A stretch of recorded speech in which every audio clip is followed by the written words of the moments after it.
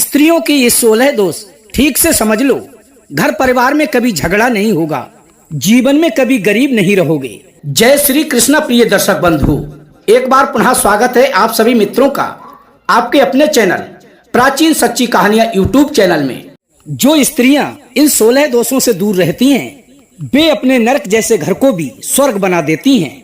प्रिय दर्शक बंधुओं, आज मैं बात कर रहा हूँ स्त्रियों के अंदर होने वाले उन दोषों की जो कहीं न कहीं परिवार की सुख शांति को नष्ट कर देते हैं और घर का माहौल गमगीन हो जाता है। प्रिय दर्शक बंधुओं, स्त्री गृहस्थ आश्रम की जड़ है।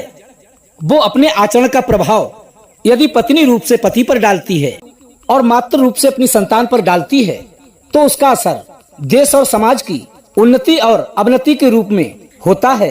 अर्थात वो देश को संपन्न भी कर सकती है और पतन का कारण भी बन सकती है। तो चलिए बात करते हैं उन दोषों की जिनसे स्त्रियों को सदैव ही दूर रहना चाहिए। प्रिय दोस्तों, पहला दोष है कलह। बात बात में लड़ने झगड़ने को तैयार रहना, लड़े बिना चैन नहीं पड़ना, घर में क्या अड़ोस पड़ोस में भी खुश ना रहना। प्रिय दर्शक बंधुओं, स्त्रियों का ये दोष सबसे बड़ा माना जाता है। जो स्त्री घर में कलह करके अपने दोष छुपाती है या अपनी धाक जमाना चाहती है, वे स्त्रियां ये भूल जाती हैं कि घर परिवार में कलह करने से घर में कभी इज्जत नहीं होती और ना ही आपके दोस्त छिपते हैं, बल्कि बदले में घृणा और नफरत ही प्राप्त होती है। कलह करने वाली स्त्रियों से सभी लोग घृणा करते हैं। यहाँ तक कि वो जिन पति पुत्रों के लिए दूसरों से लड़ती झगड़ती है, वे पति पुत्र भी उससे प्रसन्न होने की बजाय उसके विपक्ष में हो जाते हैं। कलह से अपनी सुख शांति तो नष्ट होती ही है, सारे परिवार में कलह का माहौल बन जाता है। सास ससुर पति पुत्र परिवार के सभी सदस्यों के मन में दुख पैदा होता है। घर की उन्नति रुक जाती है, पति का अपने काम में मन नहीं लगता, रोगी को उसके अनुकूल आहार नहीं मिल पाता। प्रिय दर्शक बंधुओं, जिस घर में कलह करने वाली कर्कशा स्त्री होती है, उस घर का तो दुर्भाग्य ही समझना चाहिए। ऐसी स्त्रियां हर समय ताने मारती हैं, बड़बड़ाते हुए दूसरों पर दोषारोपण करती रहती हैं, गालियां देती हैं और स्वयं भी गाली खाती हैं। और कभी कभी तो वो ऐसी गंदी गालियों का प्रयोग करती हैं जिन्हें सुनकर स्वयं को भी लज्जा आती है। क्रोध में आकर वो ऐसे शब्द कह बैठती हैं जिससे वर्षों पुराना प्रेम और व्यवहार नष्ट हो जाता है और जीवन भर के लिए बैर बन जाता है। कभी कभी तो वे क्रोध में आकर ऐसे काम कर बैठती हैं कि वे पति की नजरों से भी गिर जाती हैं। प्रिय दर्शक बंधुओं, और इस बात को हमेशा याद रखना, जो स्त्री अपने पति की नजरों से एक बार गिर गई, फिर वो संसार की नजरों से गिर जाती है। इसलिए स्त्रियों को इस दोष से हमेशा दूर रहना चाहिए। दूसरा दोष है निंदा। अक्सर ये देखा जाता है कि जहाँ 4 महिलाएं इकट्ठी हुई तो उनमें एक दूसरे की बुराई शुरू हो जाती है। उस समय वे अपने विषय में कोई भी चर्चा नहीं करती, बल्कि वे दूसरों के गुणों व अवगुणों का बखान करती रहती हैं। और आजकल तो हमारी ये आदत बन गई है, हम लोग हमेशा ही दूसरों के दोषों को ही देखना पसंद करते हैं।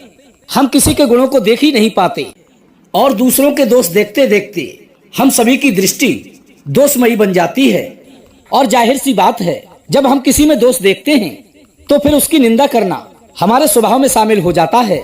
और इस बात को सदैव ही याद रखना, निंदा करने से दूसरों के प्रति नफरत की भावना बनती है और नफरत का अर्थ है हिंसा, लड़ाई झगड़ा। इसलिए सदैव ही हमें दूसरों की निंदा करने से बचना चाहिए। जब कभी 4 स्त्रियां इकट्ठी हो जाएं, तो उचित यही होगा उस समय औरों के बारे में बात ना करें, और यदि बात करें तो उनके गुणों की करें, ना कि दोषों की।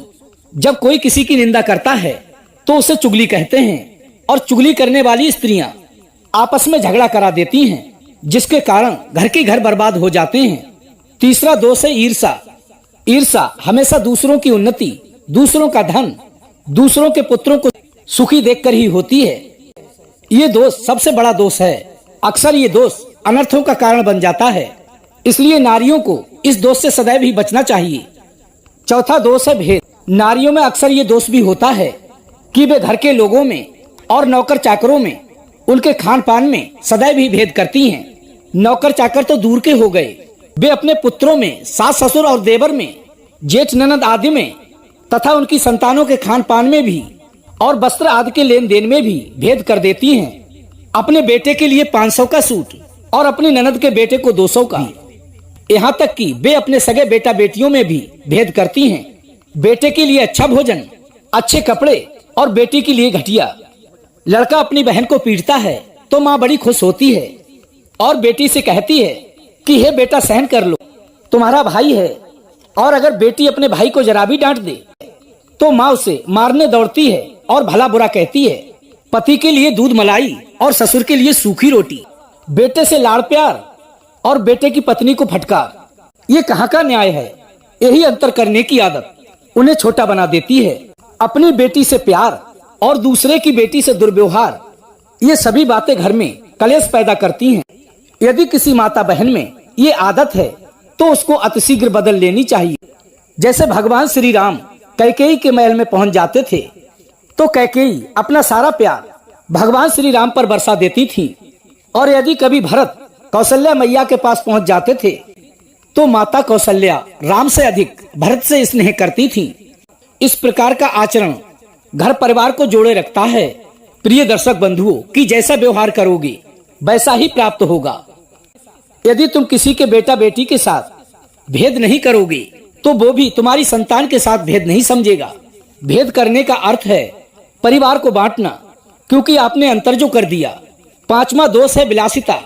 विलासिता का अर्थ है बेशौक, जिनमें व्यर्थ का धन खर्च होता हो। आजकल ये शौक हमारे समाज में तेजी से पैर पसार रहे हैं।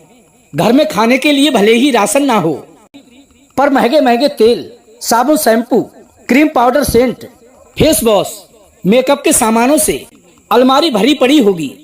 महंगे महंगे स्टाइलिश कपड़े, गहने आदि घर में भरे पड़े होंगे। इन विलासिता के कार्यों से घर का खर्च चलना बहुत ही मुश्किल हो रहा है। यदि इन मांगों को पति पूरा ना करे तो घर में कलह शुरू हो जाती है। इन्हीं बातों को लेकर अधिकतर घरों में लड़ाई झगड़े होते रहते हैं। ये भारतीय नारियों के लिए कलंक है। श्रृंगार होता है पति के लिए, ना कि संसार को दिखाने के लिए। अब श्रृंगार के बोझ से ही पति बेचारा बहुत दुखी है, तो कैसा श्रृंगार। आज के फैशन और विलासिता ने स्त्रियों को बहुत नीचे गिरा दिया है। पहले की स्त्रियों पर बड़ा ही गर्व होता था, पर अब गर्व किस पर करें जो फैशन में अंधी मर्यादा को ताक पर रख दिया है। शरीर की नुमाइश करती हैं उन पर, या जो घंटों सजने संवरने अपनी वेशभूषा को ठीक करने में लगा देती हैं, जो आय से अधिक साजो श्रृंगार के सामान खरीद लेती हैं, वो भी दुनिया को दिखाने के लिए उन पर आवश्यकताओं से ज्यादा श्रृंगार कर लिया। नई फैशन के वस्त्र पहन लिए, तरह तरह के आभूषण धारण कर लिए, और जब घर के कामकाज की बात आती है तो कैसे करें। अब तो दूसरे का ही आसरा तकना पड़ेगा। खैर छोड़िए इन बातों को। मैं कहता हूँ श्रृंगार करना, सजना संवरना सभी को अच्छा लगता है, कोई बुरा काम नहीं है। हर किसी को साफ सुथरा सज संवर कर रहना चाहिए, पर इतना ध्यान रहे कि आपके शौक आपके पति पर बोझ ना बनने पाए, आपकी मर्यादा कलंकित ना हो, आपके शौक परिवार वालों को गर्त में ना पहुंचा दें, आपके शौकों के कारण घर में कलह ना हो। जो शौक किसी के ऊपर भार बन जाएं, उन्हें अतिशीघ्र त्याग देना चाहिए। छठवां दोष है फिजूल खर्चा। प्रिय दर्शक बंधुओं, वही घर सुखी रहते हैं जो आमदनी के हिसाब से खर्च करते हैं। बुद्धिमान स्त्रियां जो अपने घर परिवार को देखकर चलती हैं, वे कभी भी व्यर्थ का खर्च नहीं करती और ना ही करवाती हैं। वे कभी दूसरों की देखा देखी अधिक अनावश्यक सामान नहीं खरीदती, बल्कि स्वयं साफ सुथरी रहकर साफ शुद्ध वस्त्र पहनकर अपने को स्वच्छ और सुंदर रखती हैं। ऐसा करने से ना तो उनकी आदत बिगड़ती है और ना ही घर में व्यर्थ का खर्च बढ़ता है। खर्च की तो कोई सीमा ही नहीं होती है। यदि खर्चा करने पर आ जाओ तो त्रिलोक की संपत्ति भी कम पड़ जाएगी। इसलिए आमदनी को ध्यान में रखकर सदैव ही खर्च करें। कहते हैं कि उतने ही पैर पसारने चाहिए जितनी बड़ी चादर हो। सातवां दोष है अभिमान। बहुत सी महिलाओं को अपने पति, पुत्र, धन और पद को लेकर बहुत बड़ा अभिमान होता है। कभी अपने गहने कपड़ों को लेकर अभिमान, कभी अच्छे खाने को। और याद रखना, इस प्रकार का अभिमान साफ उनकी वाणी में झलकता है। उनका व्यवहार दूसरों के प्रति रूखा हो जाता है। घर के अन्य लोगों को भी वे बात बात पर ताने मारती हैं। छोटी छोटी बातों पर भी वे अपने बड़े होने, धनी होने और सुंदर होने का अभिमान दिखाती हैं कि तेरे पास क्या है, तू तो मेरे पैरों की धूल भी नहीं है। इस प्रकार की बातों से वे सबको अपना विरोधी बना लेती हैं, जिससे लोगों की नजरों में उनके प्रति नफरत पैदा हो जाती है। इसलिए प्रिय बंधुओं, ध्यान रहे, बड़ा छोटा, अमीर गरीब, ये सब कर्मों की बात है, इस पर कभी अभिमान नहीं करना चाहिए। 8वां दोष है दिखावा। स्त्रियों में एक आदत ये भी होती है, यदि उनके पास कोई चीज होती है तो वे उसका बहुत दिखावा करती हैं। कन्या या ननद को यदि कोई चीज देंगी तो पहले 10 लोगों को दिखाएंगी तो उसको देंगी। कोई वस्त्र आभूषण बनवा कर लाएंगी तब भी मोहल्ला और पड़ोस वालों को अवश्य ही दिखाएंगी। कभी कभी तो दिखावा अधिक हो जाता है और दिया कम जाता है। यदि किसी दुर्बल असहाय व्यक्ति की मदद भी करेंगी तो भी लोगों को दिखाकर, घर में सास आदि की सेवा भी करेंगी तो भी ये सोचेंगी शायद किसी प्रकार से बाहर के लोगों को पता लग जाए कि मैं अपनी सास की कितनी सेवा करती हूँ। सेवा करे और किसी को पता भी ना चले तो लगता है मानो सेवा ही नहीं की। सेवा करके जताना, एहसान करना और बदले में प्रशंसा मिले तो ही सेवा सफल मानी जाती है। प्रिय दर्शक बंधुओं, देना वही सही होता है जिसको कोई जान भी ना पाए, लेने वाला भी ना समझ पाए। 9वां दोष है उदासी। बहुत सी स्त्रियां बिना बात के ही विषाद में डूबी रहती हैं। उनके चेहरे पर कभी भी हंसी ही नहीं आती।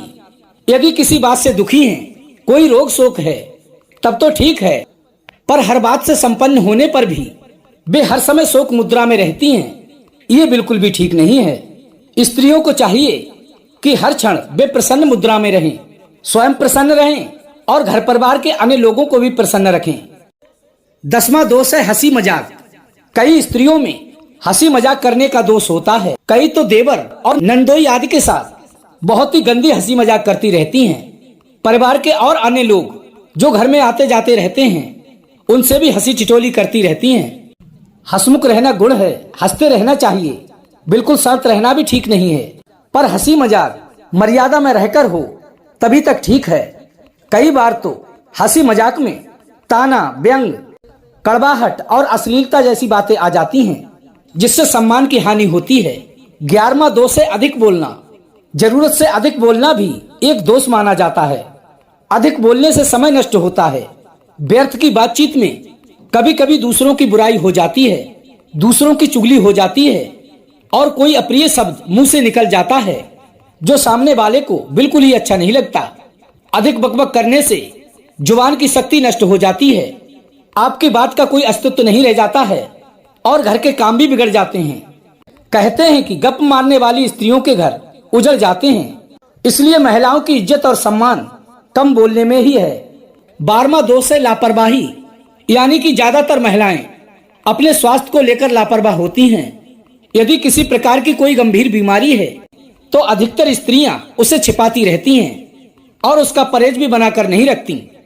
और बहुत सी बहुएं भी ससुराल में सास के डर से अपने रोग को छुपा लेती हैं और कष्ट को सहन करते हुए मजदूर की तरह दिन भर काम करती रहती हैं। चलो उनकी भले ही मजबूरी रही हो, पर कुछ तो स्त्रियां परहेज ना करना पड़े इसलिए अपने रोग को छुपा लेती हैं।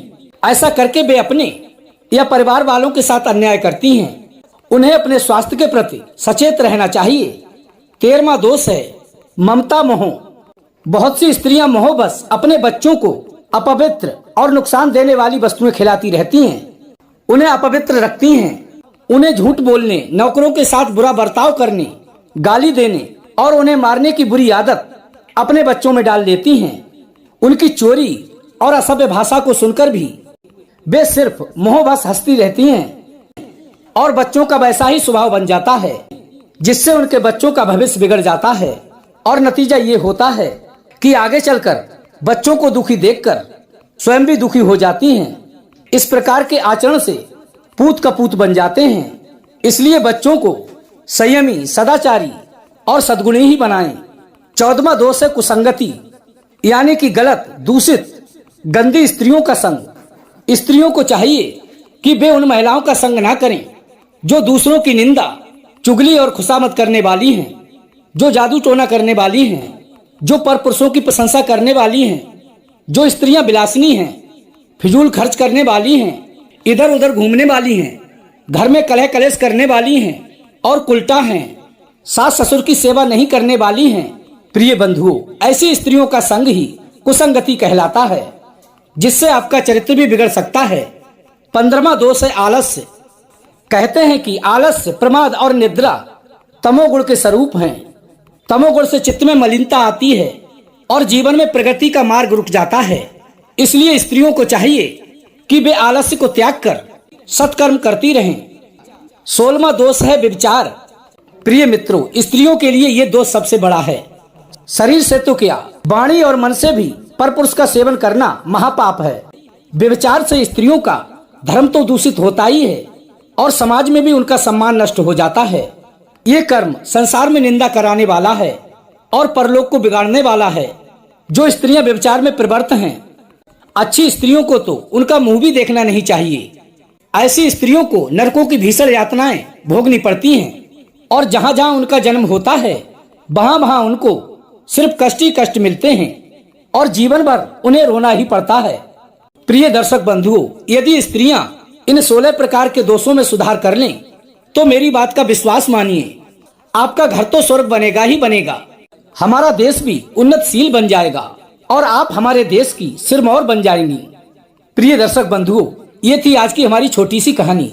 यदि आपको वीडियो पसंद आया हो तो वीडियो को एक लाइक कर दें, चैनल को सब्सक्राइब कर लें, अच्छे अच्छे कमेंट करें, हो सके तो अपने सगे संबंधी और मित्रों तक वीडियो को शेयर अवश्य करें। प्रिय दोस्तों, हम कल फिर मिलेंगे इसी प्रकार की ज्ञानवर्धक चर्चा के साथ। इसी के साथ प्रिय दोस्तों, राधे राधे, जय श्री कृष्णा।